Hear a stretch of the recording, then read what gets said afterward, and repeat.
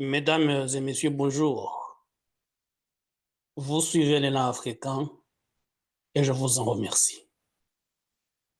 Aujourd'hui, nous revenons sur la tournée de l'envoyé spécial du président américain Donald Trump en République démocratique du Congo et dans d'autres pays de l'Afrique de l'Est. Vous savez, Massa de Boulos est dans cette région depuis le 10 avril, date où il est arrivé à Kinshasa avant de s'entretenir avec le président Félix Tshisekedi et ses proches.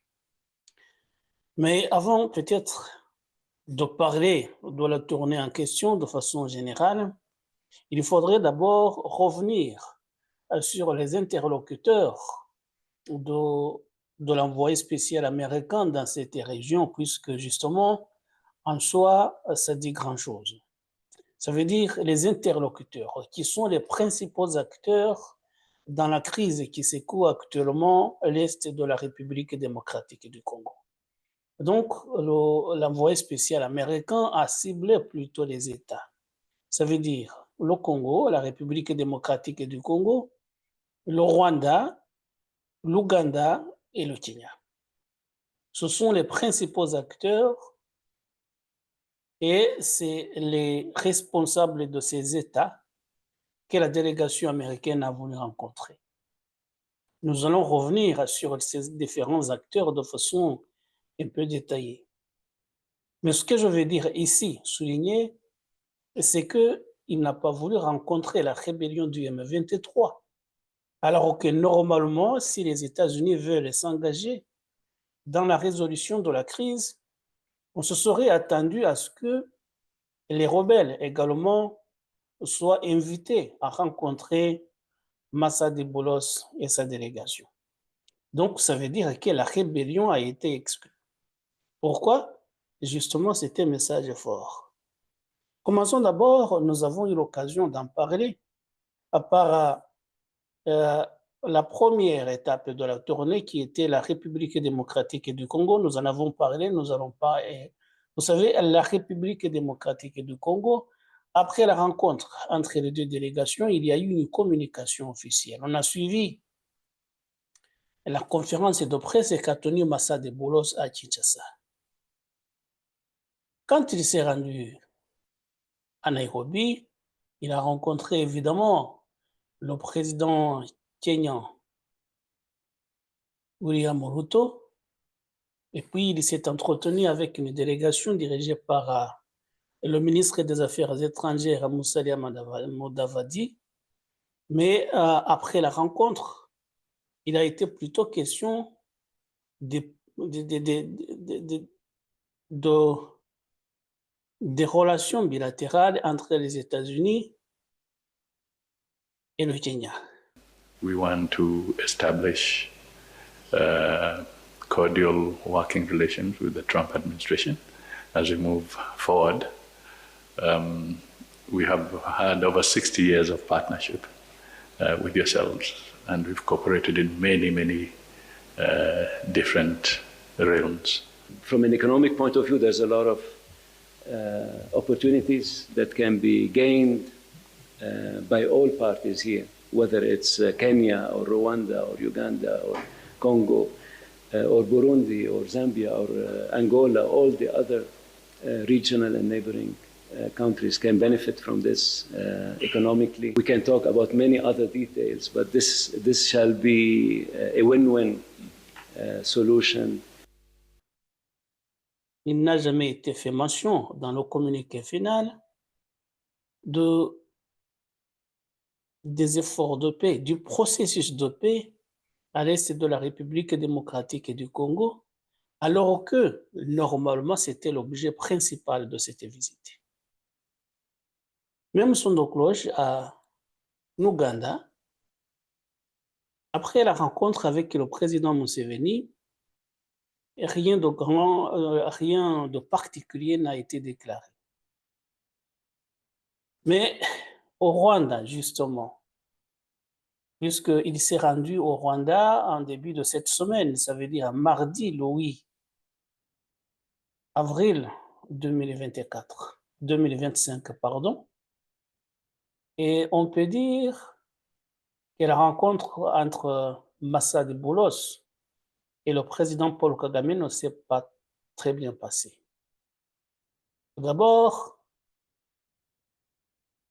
avant la rencontre et la veille, le 7 avril, à l'occasion de la commémoration de la journée marquant le génocide des Rwandais, le génocide contre le Tutsi de 1994, le président Paul Kagame s'en était pris violemment à l'ensemble de la communauté internationale, qu'il a accusé de vouloir l'assassiner, et on a compris qu'il ciblait plutôt cette délégation américaine qui séjournait dans la région.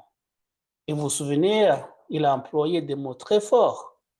Il a dit, je dirais à n'importe qui, à qui que ce soit, allez en enfer, en parlant des sanctions. Puisque pour lui, la communauté internationale, du moins à plusieurs pays du monde occidental, l'accuse de soutenir la rébellion du M23. Et pour lui, la réponse qui convient, au lieu de faire ce qu'on lui demande, de retirer son armée de l'Est de la République démocratique du Congo, la réponse qui convient pour lui, c'est de leur dire « allez en enfer ». And I'll tell anybody to his face to go to hell.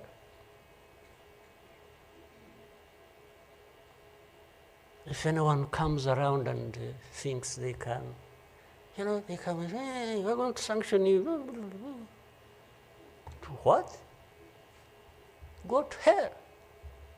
Et donc, il a tenu ses propos le 7. C'était lundi et mardi, il a rencontré la délégation américaine dirigée par Massad Boulos. Et à l'issue des entretiens, il n'y a pas eu de communiqué final. Enfin, il y a eu un communiqué, mais très laconique, qui ne disait rien de particulier.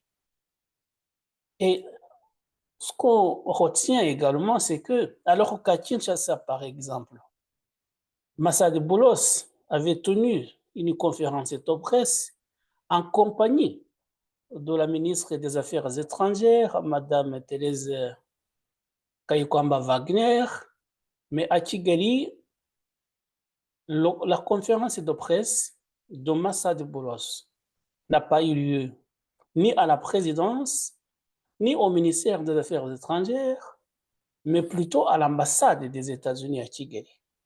Donc, ça veut dire en réalité, aucune autorité rwandaise, ni le ministre des Affaires étrangères, ni le président Paul Kagame, ni le premier ministre peut-être du Rwanda, n'a voulu s'afficher aux côtés de Massad Boulos lorsqu'il tenait cette conférence de presse à l'issue des entretiens avec le président rwandais Paul Kagame. I can confirm and I can affirm that the United States also remains committed to this effort and is ready to facilitate an end to the conflict. Obviously, a peaceful end to this conflict. An end that allows countries to secure their borders and lays the foundation for a thriving regional economy. President Trump is a president who wants to see peace achieved. He wants these conflicts to end. He wants them to end quickly.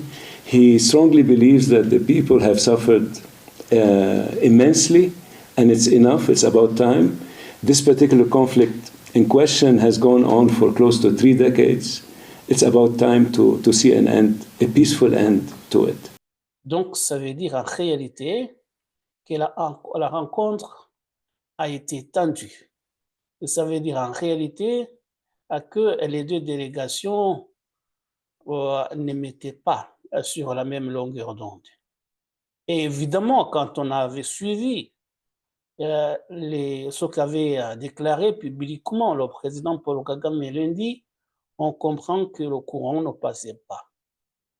Et voilà. Et donc, c'est les différents acteurs que Massad Boulos a rencontrés, ça veut dire les autorités congolaises, les autorités kenyanes, les autorités ougandaises et les autorités rwandaises, en particulier le président Paul Kagame. Donc, comme nous le disions dès le début, la rébellion a été exclue. Et vous savez, dans ce conflit, il y a plusieurs volets. Il y a d'abord le volet militaire, bien évidemment, et il y a le volet communicationnel et diplomatique. Et sur le plan de la mobilisation, lorsque la rébellion a vu, ou peut-être ses soutiens, a vu que la délégation américaine n'avait pas voulu considérer la rébellion comme un interlocuteur valable, la rébellion a pris d'autres mesures. Du moins, c'est notre analyse, puisque on essaie de suivre quotidiennement ce qui se passait dans cette région. Et donc, la rébellion qui accuse le gouvernement congolais de mauvaise gouvernance, de discrimination envers les rwandophones et des choses comme cela, a voulu amener un autre élément. Et c'est pour cela justement que c'est intéressant de voir qu'il y a un certain Joseph Kabila, l'ancien président congolais, qui vient de déclarer officiellement qu'il est rentré dans son pays. Lui, normalement, qui vivait en exil en Afrique du Sud, a déclaré qu'il allait rentrer dans son pays et qu'il allait passer par l'Est.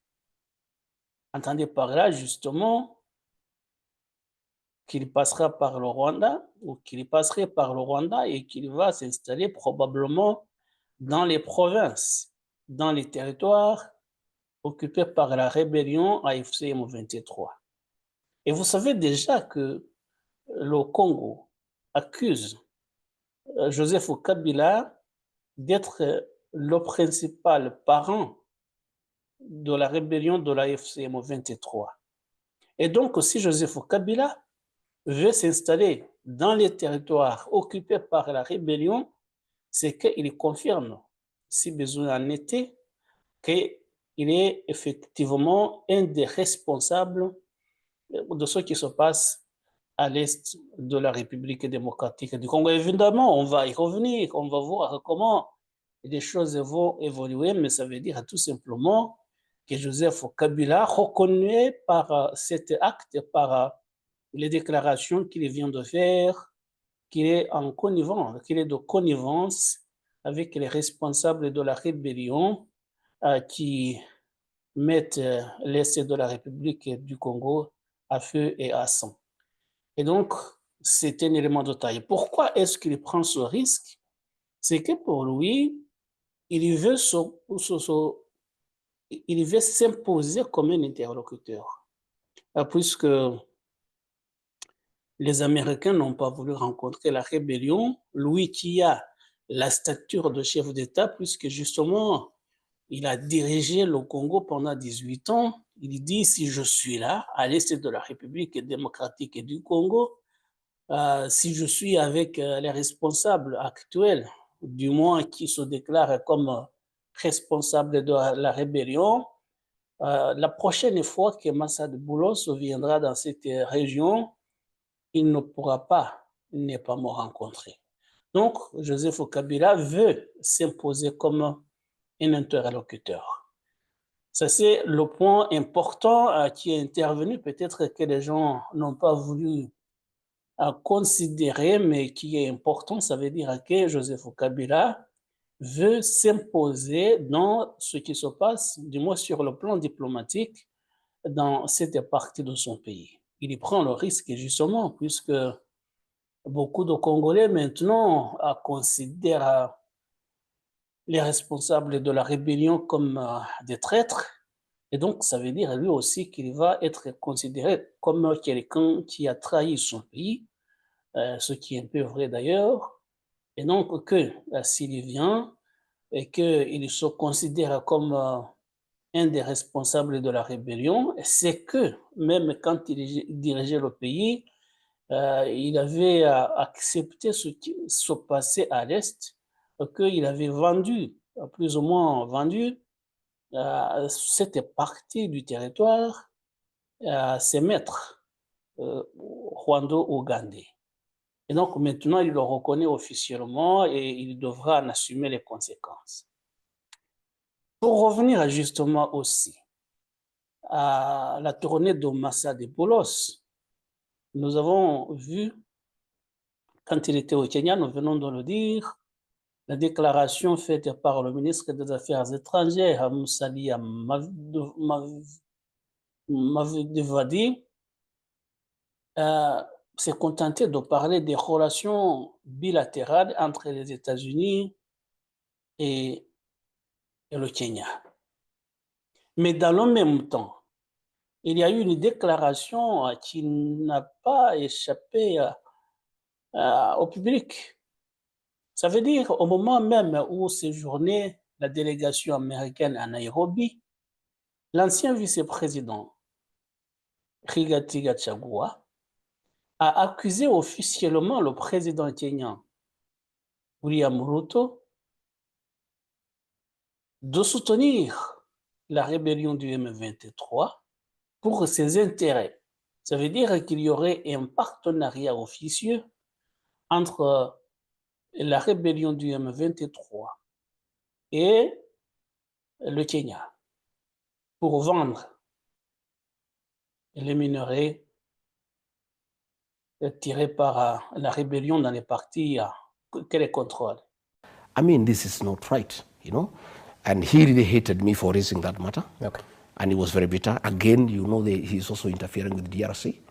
And I can confirm that he is creating problems in DRC through involvement with M23 because of his interest in gold business in the DRC. And as a chairman of the East African community, William Ruto can also have a problem in this region because he is an interested party because of commercial interest. And that is why you found that our embassy in Kinshasa was attacked by the people of that country because of our involvement, you know, in the internal affairs of that country and involvement with the rebel movement against a legally established government. Right. So these are things that the president and I were disagreeing from time to time.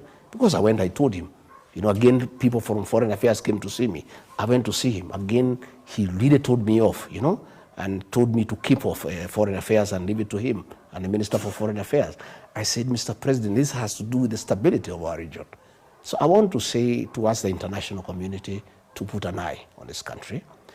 We are not going to have peace and security in this region unless the reigning on the impunity of William Ruto and his appetite for commercial ventures in the region.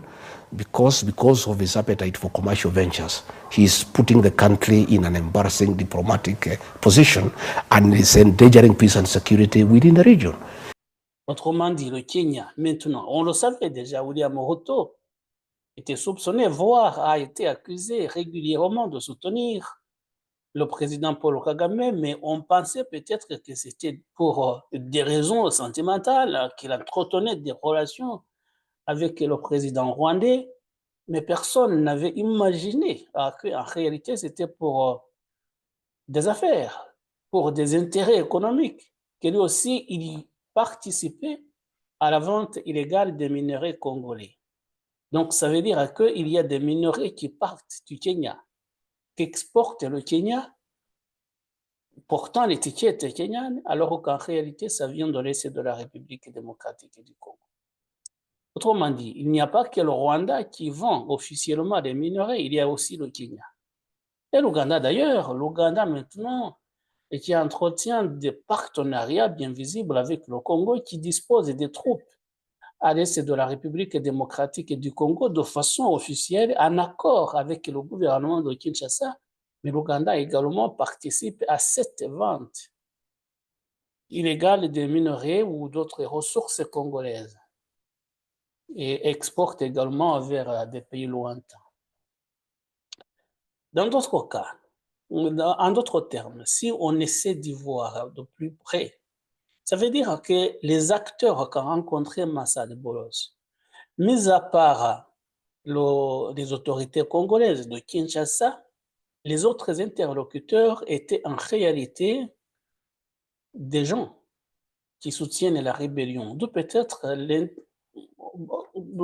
raisons qui ont poussé les Américains à ne pas rencontrer la rébellion, puisque que ce soit le Kenya, l'Ouganda et le Rwanda, ce sont des soutiens de la rébellion de l'AFC M23. Ça veut dire en fait que ça ne voulait rien dire de rencontrer la rébellion puisqu'elle est utilisée. Et elle est utilisée. Et donc, il y a maintenant deux autres acteurs clés qui viennent. Bon, il y a l'ancien président Joseph Kabila qui veut entrer dans le jeu de façon officielle. Et il y a le président kenyan qui se voulait un médiateur entre les deux parties, mais qui en réalité soutient officiellement l'homme 23, comme l'a affirmé son ancien vice-président Rigathi Gachagua. Vous vous souvenez d'ailleurs de cette affaire rocambolesque qui s'est déroulée à la tête du Kenya. Ça veut dire celui qui était ancien vice-président Rigathi Gachagua, vice-président du président Ruto. Ça veut dire qu'ils avaient été sur une même liste en 2022. Mais 2 ans plus tard, ça veut dire en octobre 2024, Rigathi Gachagua a été destitué par les procédures d'impeachment voulues par le président kenyan et mise en exécution par les députés et les sénateurs du camp présidentiel. Il a été destitué depuis le mois d'octobre 2024. Et donc, quand il fait de telles déclarations, qu'est-ce qu'on doit comprendre? Oui, bien entendu, il y a des comptes à régler. C'est normal. Il a été écarté du pouvoir. Mais dans le même temps, on peut dire qu'il parle de ce qu'il sait, puisque pendant plus de 2 ans, il a dirigé le pays en même temps que le président William Ruto. Donc, on peut dire qu'il était en position de savoir ce qui se passait. S'il parle, s'il dit que William Ruto vend des minerais congolais, ça veut dire envoyé par la rébellion, c'est qu'il sait de quoi il parle. Il a des informations. Autrement dit, William Ruto, qui se veut médiateur, et normalement, le juge est parti. Il ne peut pas continuer à être considéré comme médiateur, lui qui est maintenant, vous le savez, qui dirige la communauté des États de l'Afrique de l'Est. Ça veut dire l'EAC. Vous savez, c'est une présidence tournante et maintenant, c'est lui qui est à la tête de cette communauté. Et vous savez, que ce soit le Rwanda, accusé de soutenir la rébellion du M23, que ce soit la République démocratique du Congo, d'ailleurs aussi l'Ouganda, et le Burundi qui dispose des troupes de façon officielle aux côtés des FARDC, tous ces pays-là, normalement, sont membres de l'EAC. Et donc, le président de cette communauté, voilà qu'il est maintenant partie prenante dans le conflit qui secoue la République démocratique du Congo. Vous savez, il y a un processus maintenant conjoint EAC-SADC qui veut mener des médiations pour essayer de résoudre cette crise de façon officielle.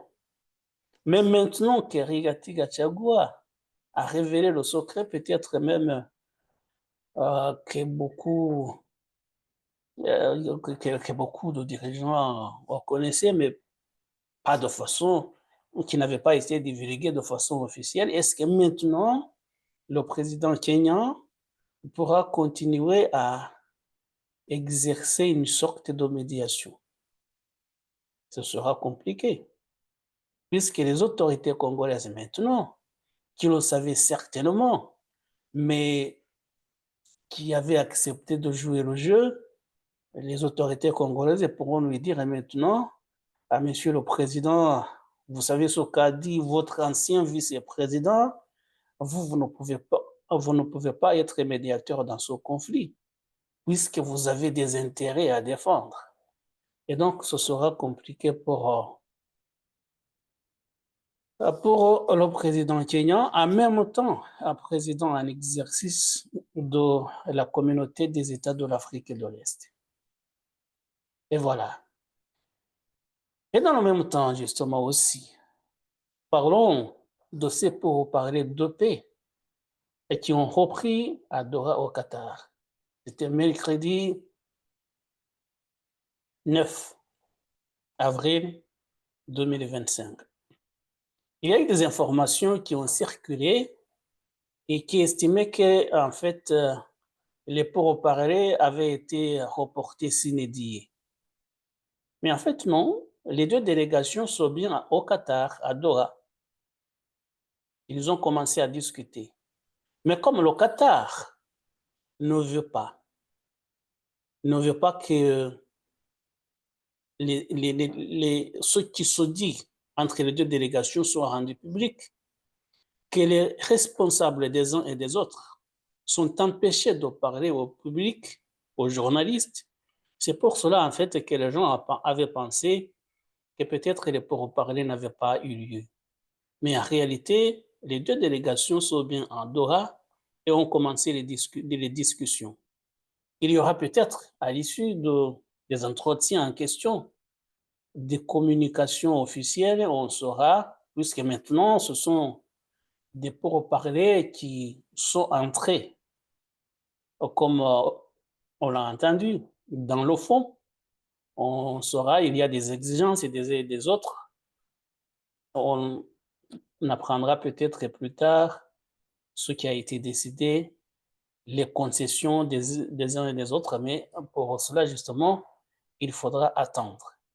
Donc, il y a cette tournée de Massa Bolos dans cette région, et il y a également les pourparlers de paix entre la délégation congolaise et la délégation rebelle qui sont à Doha au Qatar, sous la médiation justement des autorités qataries. Et on verra.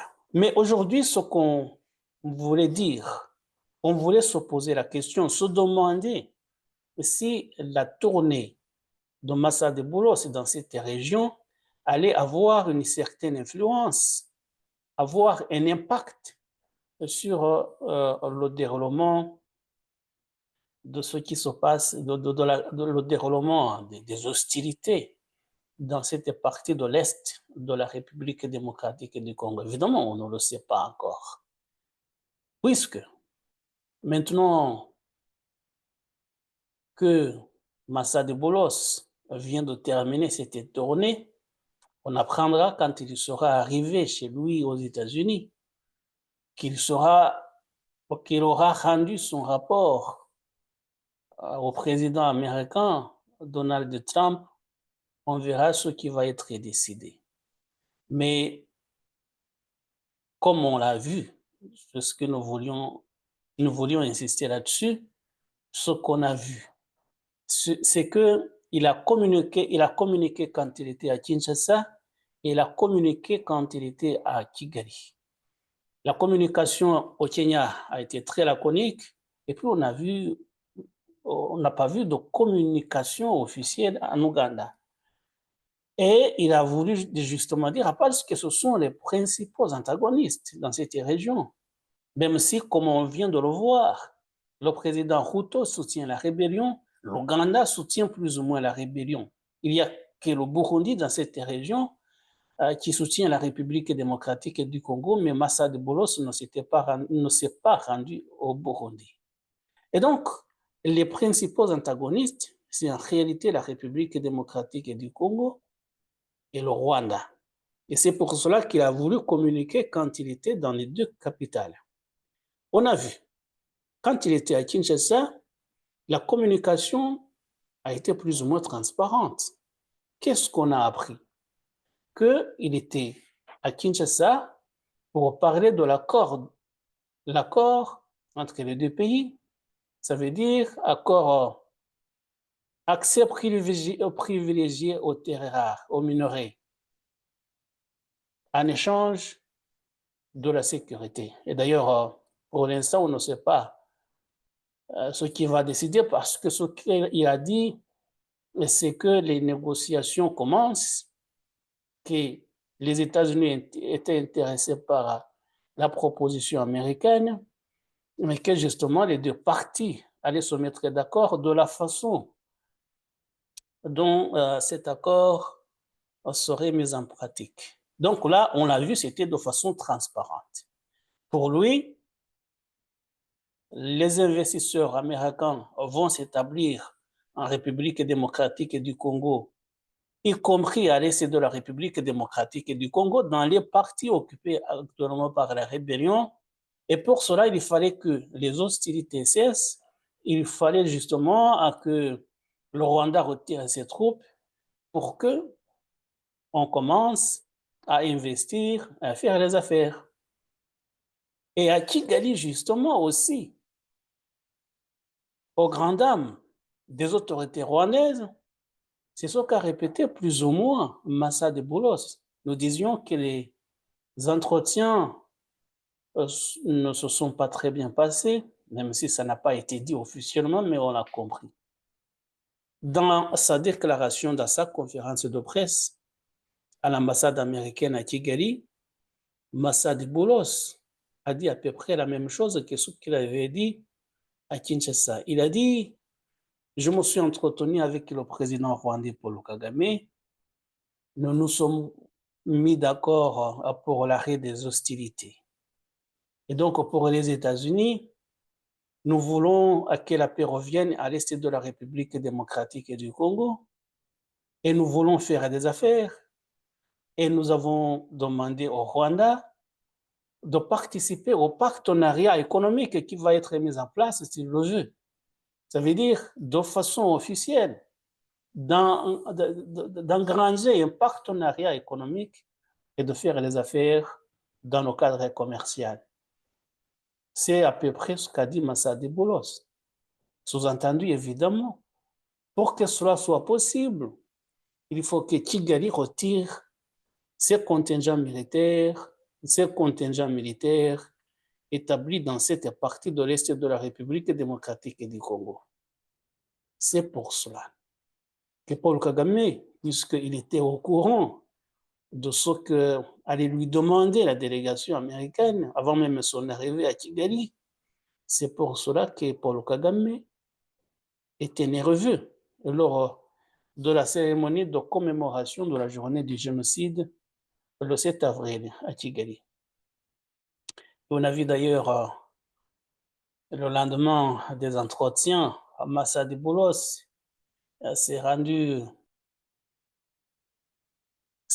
à Gisozi pour s'incliner devant les victimes du génocide contre les Tutsis commis en 1994. Dans cette déclaration, il a dit qu'il rend hommage à toutes les personnes tombées et il a dit: nous rendons hommage, nous nous inclinons devant les Tutsis, les Hutus et les Tutsis qui ont été tués. Et cela, justement, est mal passé également aux yeux des autorités rwandaises qui l'accusent de négationnisme, puisque officiellement, la doxa rwandaise veut qu'on parle de génocide contre les Tutsis. Et quand on ajoute les Hutus et les Tutsis, justement, cela ne passe pas. Et c'est pour cela que Massa de Boulos est accusé de négationnisme. Mais on comprend que derrière cette accusation, justement, du point de vue mémoriel, il y a en réalité le fond du problème qui oppose maintenant cette délégation, les points de vue concernant la crise à l'est de la République démocratique du Congo. On verra la suite, mais pour l'instant, si on essaie de lire entre les lignes de la communication qui sort de cette tournée de Massa de Boulos, c'est qu'en réalité, la ligne officielle des États-Unis, c'est celle qui a été annoncée à Kinshasa et c'est celle qui a été annoncée à Kigali, même si cela n'a pas du tout plu aux autorités rwandaises. Ça veut dire qu'il faut que les hostilités cessent, il faut que le Rwanda retire son armée, il faut que partent toutes les forces qui ne sont pas invitées à l'est de la République démocratique du Congo, afin que la paix règne, pour permettre les investissements, pour que les entreprises américaines commencent à faire les affaires dans cette partie. Reste à savoir maintenant comment les négociations entre le Congo et les États-Unis vont se dérouler, ce qui va être décidé et comment cette exigence des États-Unis va être mise en pratique. Il y en a qui disent qu'il est envisagé d'envoyer des formateurs militaires pour former l'armée congolaise afin peut-être de repousser les assauts de la rébellion, mais c'est des informations qui ne sont pas confirmées. Les États-Unis n'ont pas encore communiqué là-dessus, mais s'ils se sont engagés de le faire, il faudra forcément trouver un moyen permettant le retour à la paix dans cette région. Donc, ça peut être peut-être des moyens militaires, mais ça peut également être des pressions mises sur les deux parties, comme par exemple par le biais de ce qui est en train de se passer à Doha. Ça veut dire en forçant les deux parties à négocier de façon rigoureuse et qu'ils se mettent d'accord pour que la paix revienne. Dans tous les cas, on verra ce qui va être décidé. Si les États-Unis décident d'utiliser de la force, ben, ça me surprendrait, mais si peut-être ils vont mettre des moyens pour que la diplomatie puisse réussir. Et voilà, mesdames et messieurs, on aura certainement le temps d'y revenir avec le développement qu'on observera forcément dans les jours à venir. On y reviendra, on va en discuter, mais pour l'instant, c'est ce que nous voulions dire en nous posant cette simple question: est-ce que la tournée de Massa de Boulos dans cette région va avoir un impact sur le déroulement du conflit ou un impact sur la fin du conflit en République démocratique du Congo? On aura le temps d'y revenir. Et voilà, mesdames et messieurs, merci de nous avoir prêté attention. À très bientôt pour d'autres sujets.